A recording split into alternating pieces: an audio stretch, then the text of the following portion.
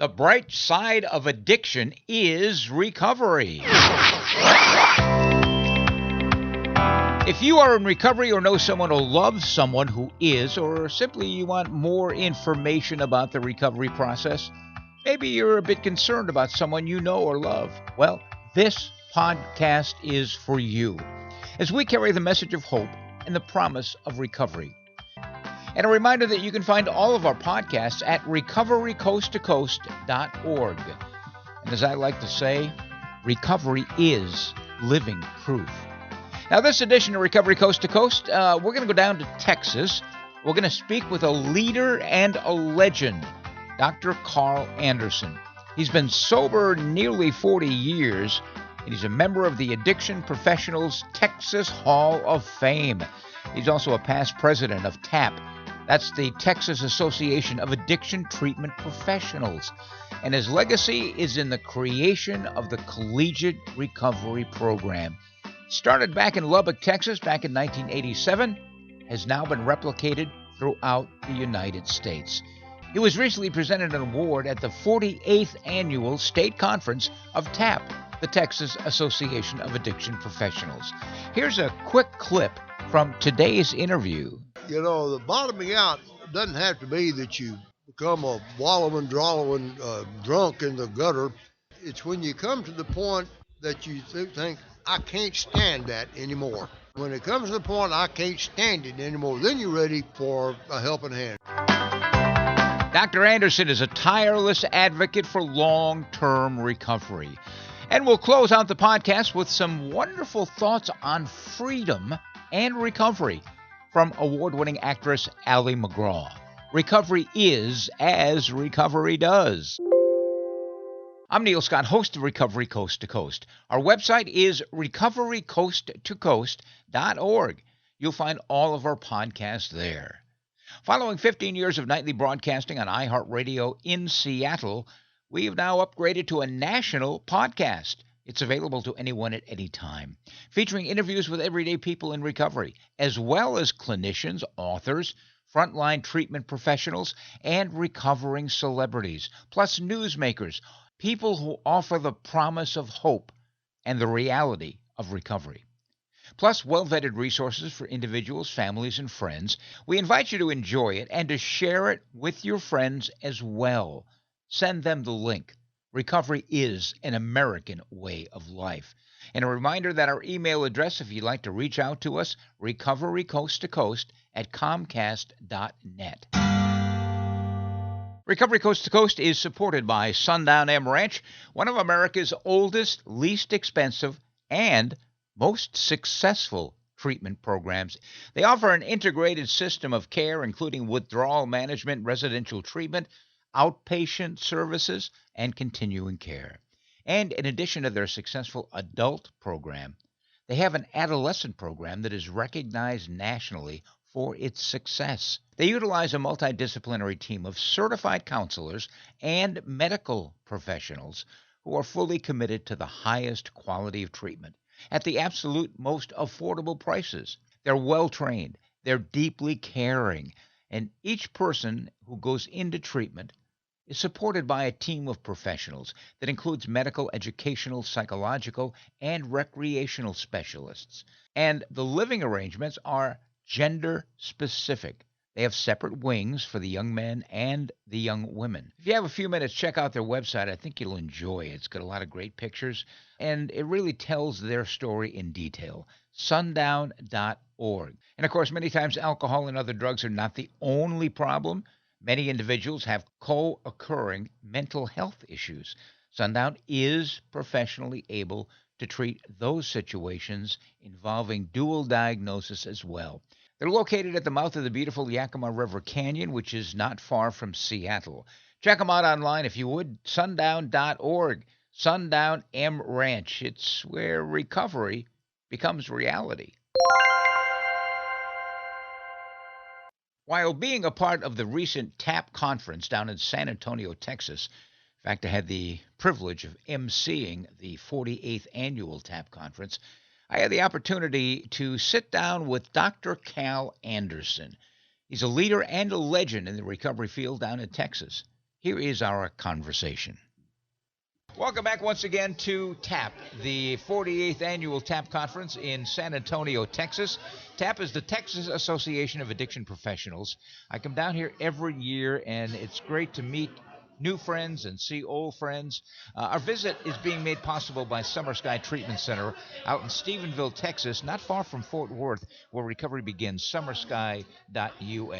You know, oftentimes on Recovery Coast to Coast, we do a segment called Leaders and Legends. And by golly, we got ourselves a leader and legend right here who's willing to sit down and talk to us for a few moments. He just received an amazing award here at TAAP. His name is Dr. Carl Anderson. And Dr. Anderson and I have a mutual friend in common who recently passed away. He's been on the show a number of times, Tom McGovern. And Carl, again, my condolences to you and the collegiate recovery program in Lubbock, Texas. He was a legend. I actually had him as a student back 45 years ago, I guess. Oh, maybe longer. You're going way back, pal. You are going way back. Dr. Anderson is a former president of TAAP. Back in 2007, he was entered into the Hall of Fame. Mm-hmm. My goodness, those are some serious credentials. Yeah. He's most noted for the first collegiate recovery community. That's correct. Tell me how that came to be.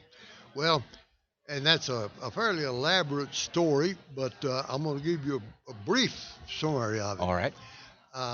Back at an early TAAP conference when I first got in recovery, I'm going to say back in about 1985. You've been in recovery since what, 82? 82. 1982. 82. A newcomer. That's right.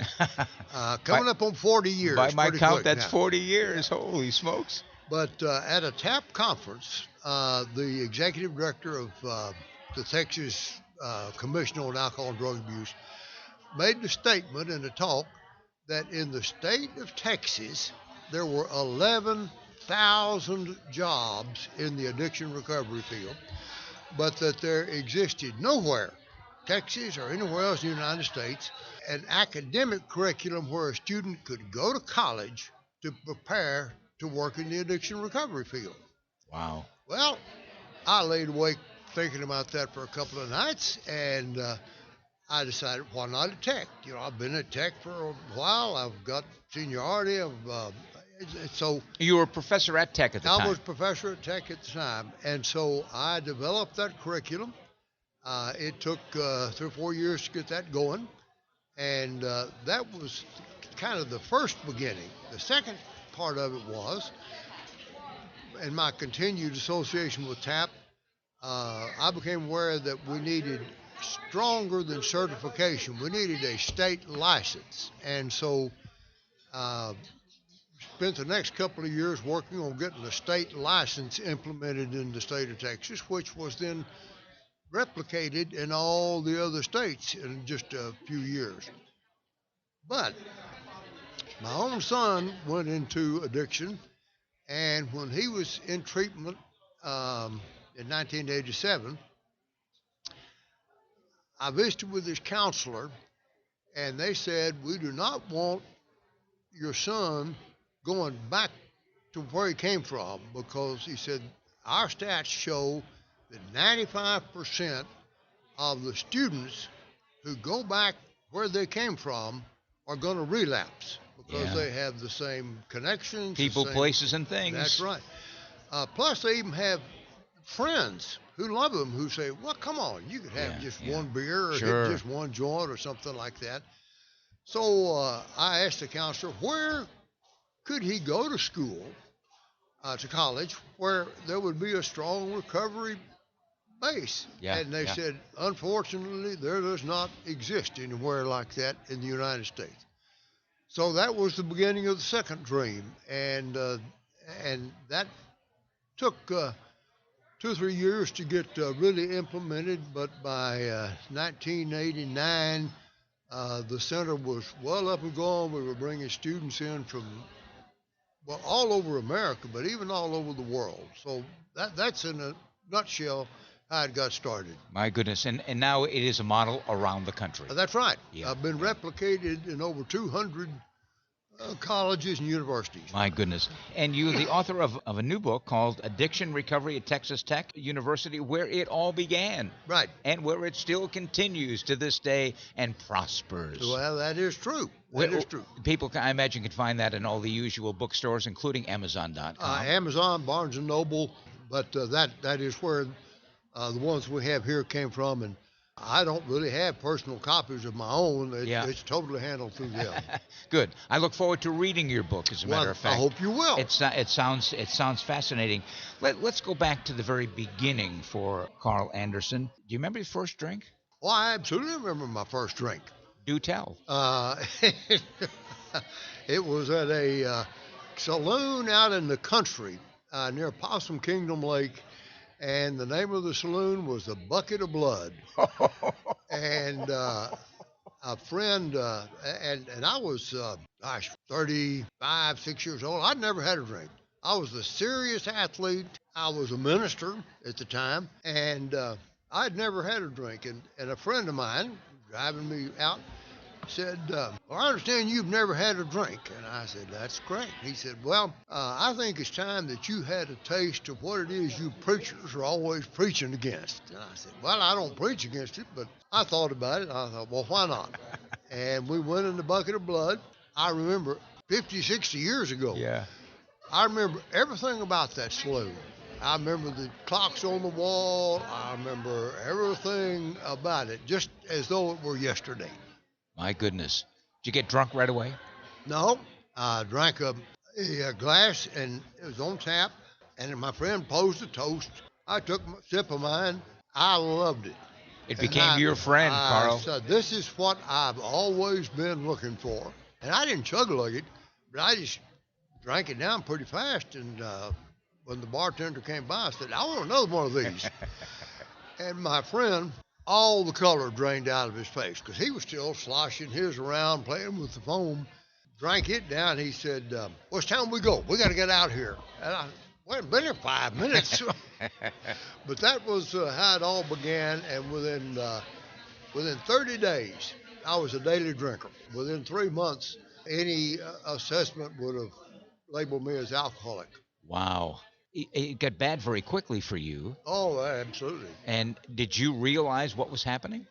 In a way. And my perspective since then, I was always an alcoholic waiting to have my first drink. And I knew that wasn't right. And of course, my wife absolutely knew it wasn't right and was on my case.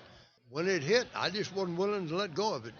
A short period of time, I had to leave the ministry of the Methodist Church because you can't be a drunk. Well, you couldn't then. Maybe you can. Wow. And at the time, I thought, well, what can I do? And I figured, well, I can get a job teaching at the university. They don't care if you drink. And so that's the way that all got started. Did you go into treatment or just into the rooms? I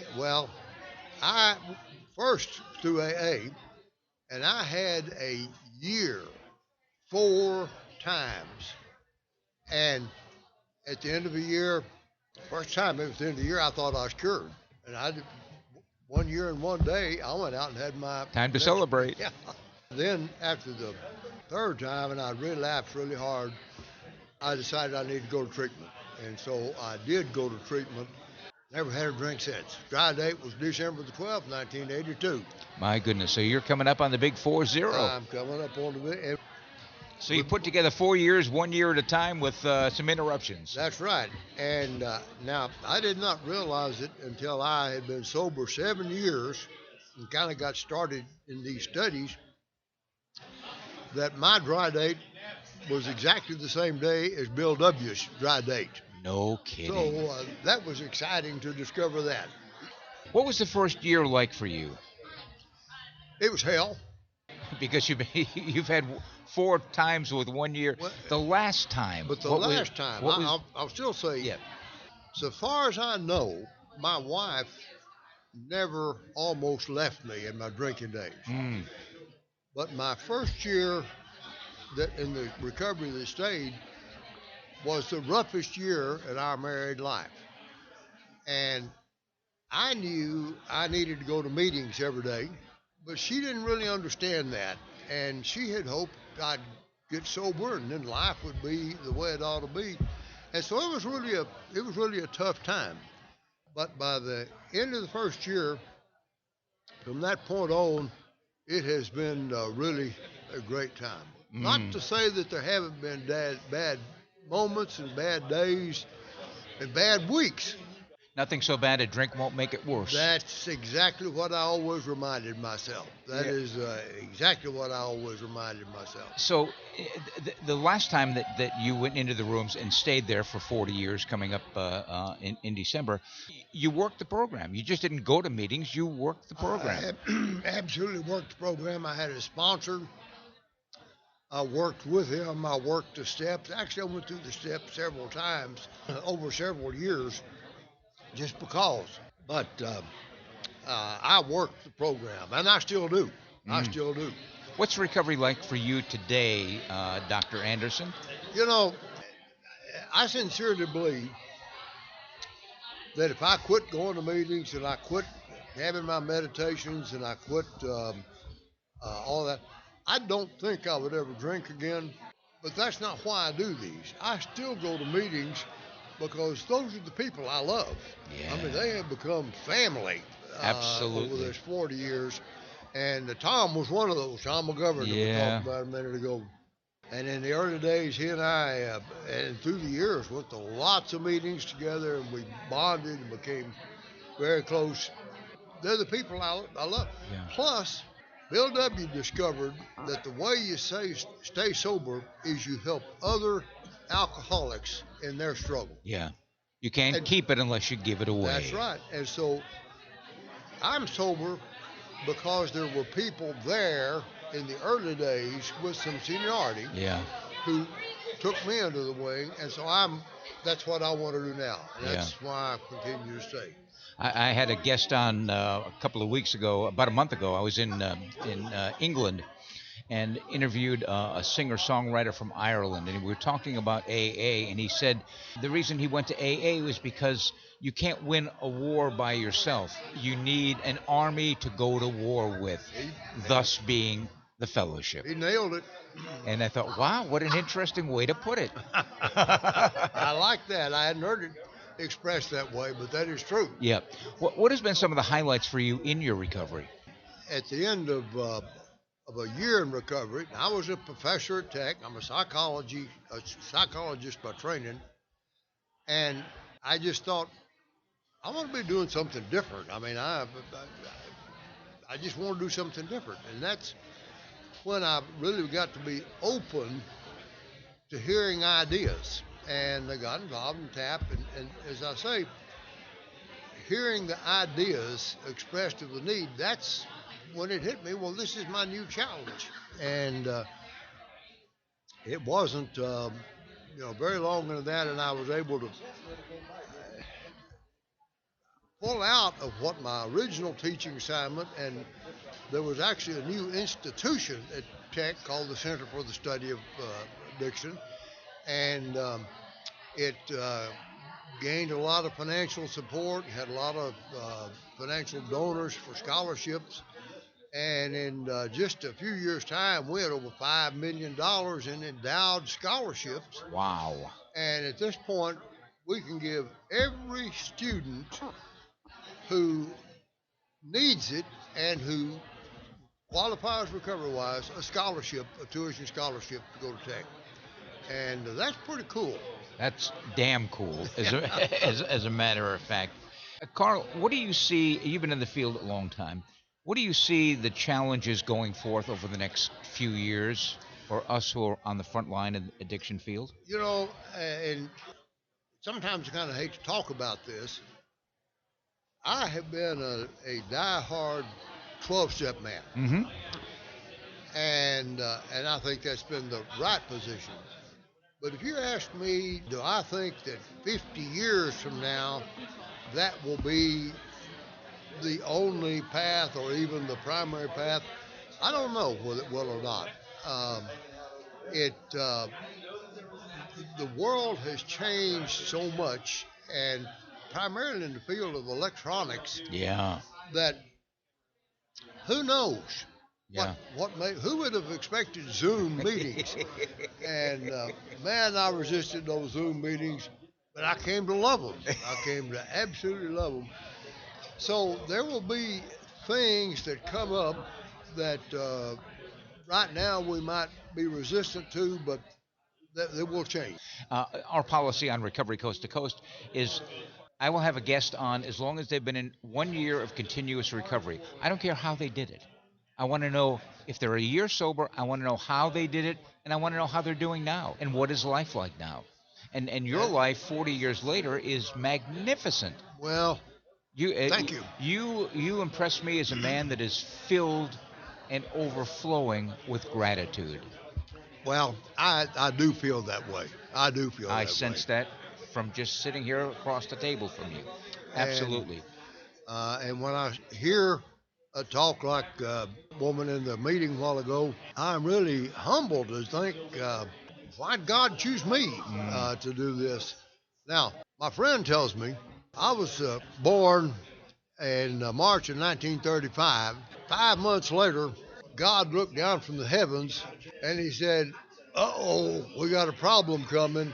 And so on June 10th, 1935, he created AA to be ready for me when I got there. He got it ready for you. Oh, my goodness. What do you say, Carl, to someone who said, I have tried AA and it doesn't work for me? I've had many people say that. And what I say is, you just weren't ready yourself. I really don't think recovery can be forced on people, particularly in adolescence. An awful lot of adolescents get sent to treatment because they got a DWI or got caught with some marijuana in their pocket or something. And I've heard them tell me this, and that students came to tech the whole time they're in there planning their relapse, as soon as they get out, what they're going to do. So there is a readiness that a person. Now, that's not always the case. Prison helps get people ready. And I spoke to someone earlier today. I did an interview, and he says, I was in a gated community for years. I said, a gated community? He said, yeah, the penitentiary. Well, I'm a firm believer in prison, and it's not a great place to go, but I think the relapse rate is lower among people that got in recovery in prison than it is those who've gone to treatment. Yeah. It's a good bottoming out experience. The bottoming out doesn't have to be that you become a wallowing, drawing drunk in the gutter. It's when you come to the point that you think, I can't stand that anymore. Sick and tired of being sick and tired. That's right. And when it comes to the point I can't stand it anymore, then you're ready for a helping hand to come out. Yeah. You mentioned the treatment and relapse. Too often I think in this field we use that term relapse prevention. And about 5 years ago, I stopped using that term. I've been in the field since 1976. Okay. And I've changed my language. Instead of saying relapse prevention, I call it recovery enhancement. That's good words.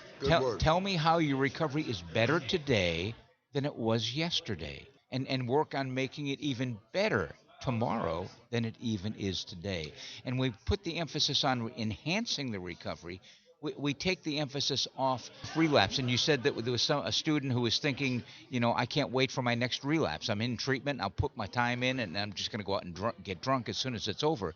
But if we put the emphasis on really enhancing recovery, right, I think we have a better way. That is very well stated. Yeah. I endorse that 100%. I guess the other thing I wanted to mention, and I certainly laud you for the collegiate recovery program, but as I'm looking around the country now, I'm seeing high school recovery programs. It just makes my heart sing. We know that any grade school student can tell you where to go to buy drugs. That's right. And if they can't personally tell you, they can tell you a friend who could tell you. I mean, right, no more than 2 degrees away from somebody knowing where drugs is. Well, that's just a terrible situation. Yeah. So when those things hit you that make you feel desperate and you got to do something to medicate it, they know where to go to find it. And they can't buy beer yet, But they can't buy marijuana. Yeah. And they can buy more than that, but still, mostly start with marijuana. That's a tough situation. Yeah. It's a tough situation. But the fact that there are now recovery high schools made up just of people in recovery, my goodness. And I think they're working. The problem, let's say with recovery dorms, which we have at Tech, many times it's not the student who wants to be in a recovery dorm, but the parent says, I want him to be in this recovery or non-drinking dorm. Well, that doesn't work very good. The screening is very important going into a recovery high school. Yes. And not just the parents want them in a recovery high school. Right. I mean, I endorse it. We don't have one in Lubbock, but I absolutely. We got one on the cooker, but it's not implemented yet. The thing about parents reminds me, a lot of parents want they may find some marijuana in their child's dresser and immediately says you need to be in treatment. That's right. And you're going from point A to point Z there without doing much research and thinking about it. That's true. You have such a wonderful career. You have helped so many people, not just by what you've done, but what you've modeled, the mentoring that you have done, the lives that you have saved and will continue to save year after year with all of the programs. I mean, I am just so honored to have you sitting in front of me. I appreciate it, and I'm honored to be interviewed by you. Dr. Anderson, how would you like to be remembered? Wow, what a question. How would I like to be remembered? There was a line from Shakespeare when Brutus was talking about Caesar, I believe, and he said the elements were so mixed in him that nature might stand up and say this was a man. Well, the elements were mixed in me. I've done some bad things, but I would like to be remembered as somebody who made a difference when it was all over. You certainly have. Thank you. I did a telethon back in 1976 with Dick Van Dyke on alcoholism, an 18-hour telethon. And the theme that I used for that, I use to this very day.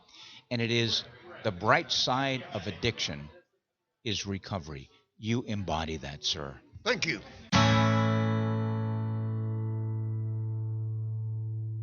Again, our thanks to Dr. Cal Anderson, a Texas recovery leader and legend. By the way, I want to remind listeners of this podcast that if you would like to share your story of recovery, regardless of the path that you've chosen, as long as you have been in continuous recovery for a year or more, drop us a note at recoverycoasttocoast@comcast.net. Now, in just 30 seconds, we're going to hear from legendary actress Ali McGraw with reflections on freedom. Stay with us. Alcohol is running your life. You want help, but can't take time away from work to get it. Where do you turn? Contact Sundown M Ranch. Sundown M Ranch outpatient programs have helped thousands recover from addiction without losing time on the job. Nationally recognized for innovative, effective, and affordable treatment programs, Sundown M Ranch will help you put your life back on track. Go to www.sundown.org to learn more. And now, as promised, a thought for the day from an iconic actor who is in long-term recovery, award-winning actress Ali McGraw, and her reflections on freedom.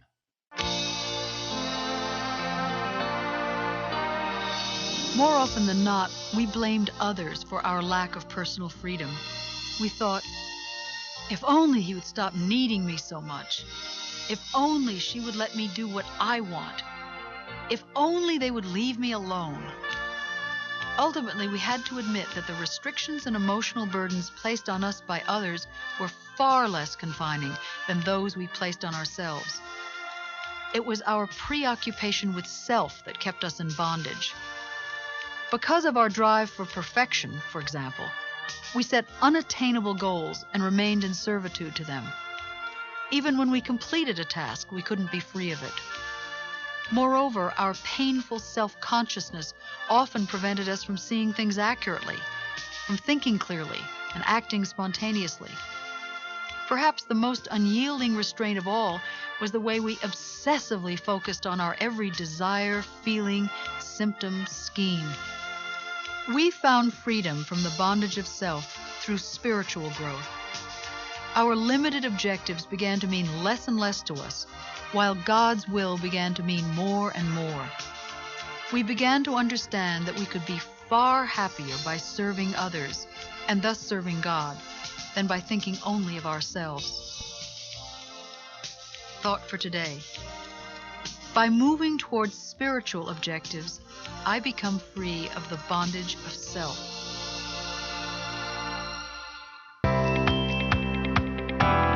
Well, that wraps up this edition of the national podcast, Recovery Coast to Coast. If you've enjoyed the podcast, we would love to hear from you. Our email is recoverycoasttocoast@comcast.net. Let us know where you listen from. That would be helpful as well. Also, please hit the subscribe or follow button. It's free, and you'll be notified the next time we publish a podcast. We encourage you to share the podcast with your friends and family. All of our podcasts are located at recoverycoasttocoast.org. Remember, if you know someone who is experiencing any problem with alcohol or any other drug for that matter, here's a 24-hour national helpline that offers free information and confidential treatment referrals. Spanish-speaking individuals are available as well. It's 1-800-622-HELP. That's 1-800-622-4357. And join us next time for America's Voice for Recovery, Recovery Coast to Coast, the national podcast. And another quick shout out to our sponsoring organization, Sundown M Ranch, successfully treating individuals, including adolescents and their families, for well over 50 years. Sundown.org. I'm Neil Scott, reminding you to stay healthy, live in gratitude, and be kind to others. And remember, the bright side of addiction is recovery. Pass it on.